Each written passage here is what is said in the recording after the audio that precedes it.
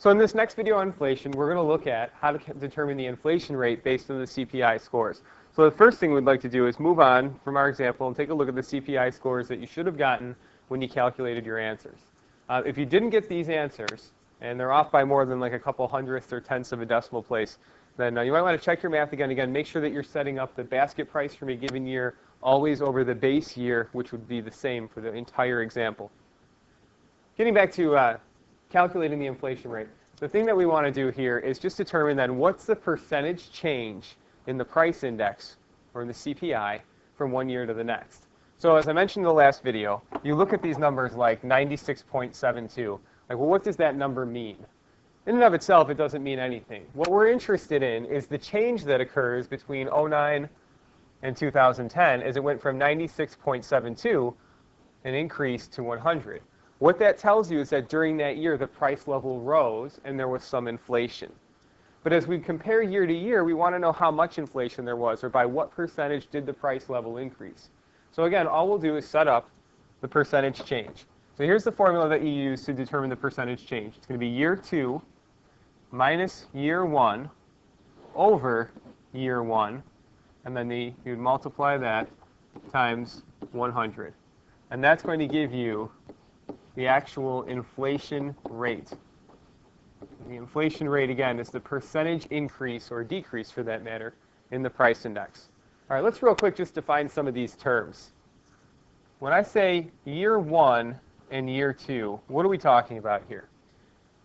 Year 2 or year 1 is going to refer to which price is older or younger. So, in other words, year 1 is going to equal the older price, and year 2 is going to be the newer one. So you'll also sometimes hear this formula stated as new minus old divided by old times 100. But for many cases too, you're also just here year 2 minus year 1 times 100.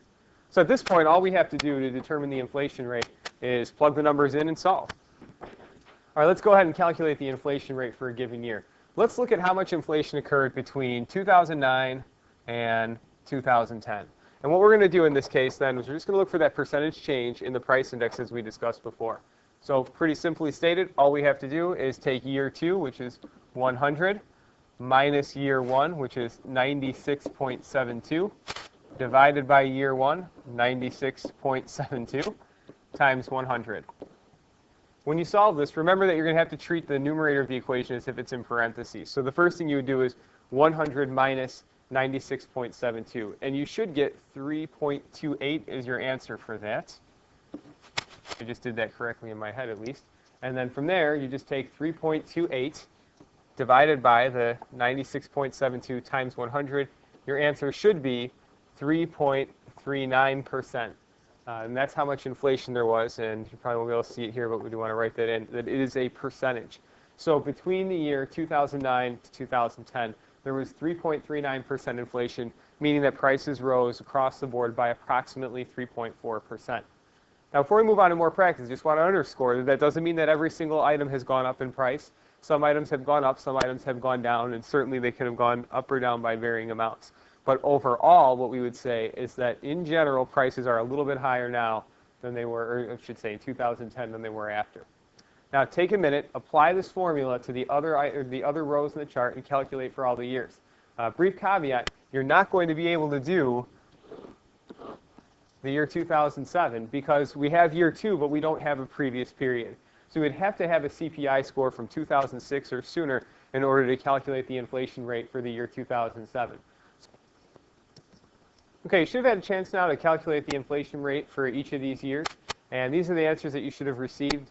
Again, if your answers are off by more than a few tenths of a decimal, go ahead and double check your math, make sure you've done all your rounding correctly and that you've set the formula up right.